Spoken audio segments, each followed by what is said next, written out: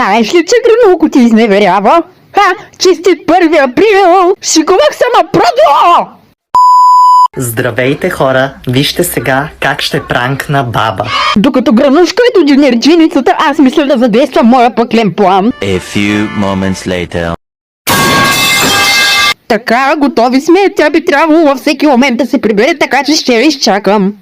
6.5 hours later. Какво направи тази жена, леле? Да не я изгази от цир?